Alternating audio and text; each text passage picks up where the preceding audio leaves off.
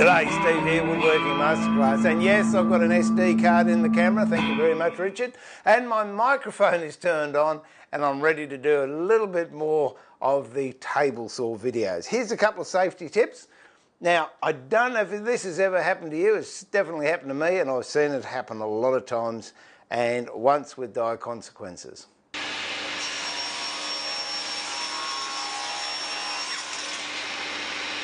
The worst thing is, you see someone go and grab it when it's actually gone into the slot like that. Or you wait, and you wait, and you wait, and you wait, and then when the blade's stopped, you can pull the piece out. Now that only isn't dangerous, but it's also time consuming. And if it's time consuming, you tend to get a little bit antsy, you get frustrated, you rush things, and that's when you make mistakes. Here's a little tip, very, very easy to instigate, and it saves so much trouble. It can be used on the table saw or also the bandsaw. And all you need is most likely a bit of scrap you've got lying around the shed. What I've got is a little bit of MDF, thicker stuff. It's nicer, and I'll show you why when we get over to the table saw, but it'll do the job, and a little piece of timber. Now this piece of timber, make sure that it's narrow enough to fit between the fence, your rail and the saw table, or else it won't work. All you need, once you've got these things, is a memory would be good. Here we go. Screws, make that nails. And a hammer. 4 nails should do. I've got a spare one there just in case I bend one. And if you like, you can put it in the vise. If you really wanted to, but it's not necessary, you can just put a little bead of glue along there.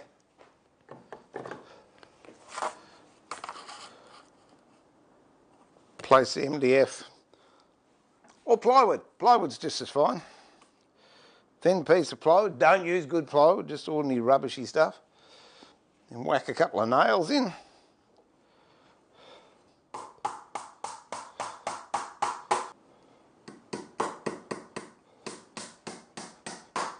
I prefer a flathead nail rather than a bullet head, because the bullet head can pull through on this soft material. And one more for luck.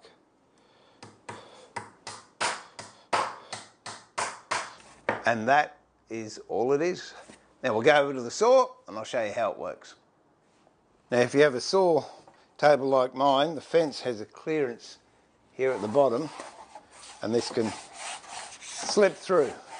So in order to stop that from happening, I just have a little piece here that I slide over the edge.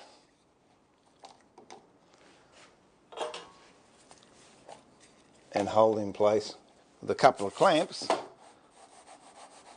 That way it won't go under. All right, we've got that set up. Now it's simply a question of turning it on, sliding that onto the saw. You can see this locks up against the side of your table like that. And we'll run a piece of timber through, but bear in mind, now you've got this board, you'll have to increase the height of your blade to make sure you can cut through the material you're working with. And we'll just take a cut.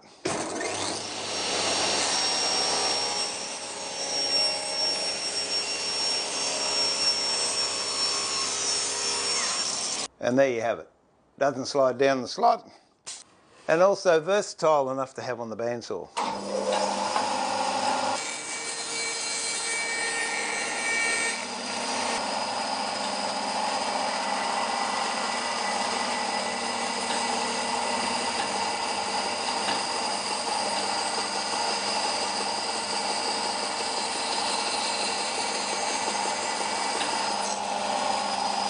To catch the little bits that otherwise could get caught down there.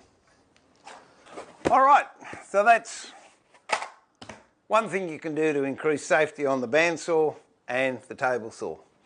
Another thing you can do, and by the way, I didn't have a guard over the top of the table saw, and the very good reason is so you could see what I was doing, and also I had a writhing knife in there, not the splitting knife. So now another problem that especially people working in small workshops have is sometimes you can't rip the timber that you want to rip because of lack of space. For example, have a look at the space behind my table saw and the wall. It measures 1.8 metres or 6 foot from the first tooth, that's the first tooth nearest me, to the end of that bench. So really I can only cut something about 1.7. Anything more than that I'll have to move my table saw around. However, sometimes I have to cut much longer bits.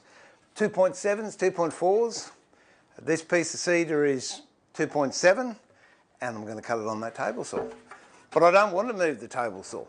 So I'll show you a very safe way of cutting long timber, especially if you haven't got someone tailing out for you. Your fingers go nowhere near the blade, and again, for the purpose of this demonstration, it won't have the covers on and it won't have a splitter knife, it'll have a writhing knife. But if you've got the guards, I suggest you leave them on. And the only difference is when you're using it, instead of flipping it, as you'll see I'll do, you've actually got to pull the timber out. But anyway, let's go over to the saw.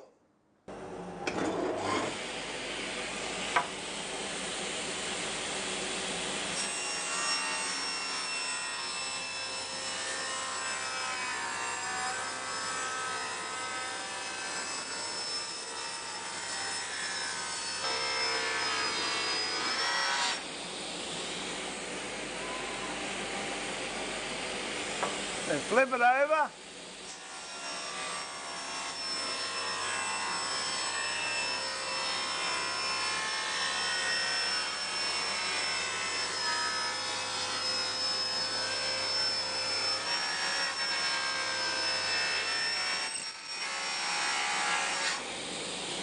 And there you have it.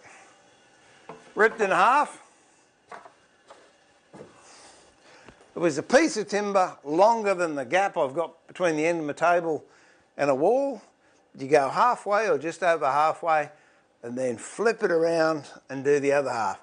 And if you notice in that video, my hand was nowhere nearer than 300 or 400 mil or 12, 14 inches away from the blade at any one time. Really safe way to do timber. Take it slowly and be mindful of what you're doing. But that's another tip. It's a safety tip and also a workshop tip. Well, there you go. There's a couple of tips you might find useful using table saws. How to stop bits of timber disappearing down between the blade and the plate. It's a lot safer.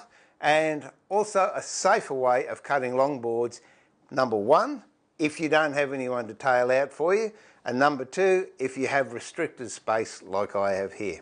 So I hope you use them, I hope you enjoyed them, and I look forward to your company in the workshop very, very soon. This is Steve pulling the shed door down and saying, remember to keep it sharp, but more importantly, keep it safe, enjoy your woodwork, and please keep an eye out for a new show that's coming up very, very soon called Room for Woodwork, where it's my intention to build furniture actually inside the house, and we're going to build everything you could expect to find and maybe more inside an inner city apartment.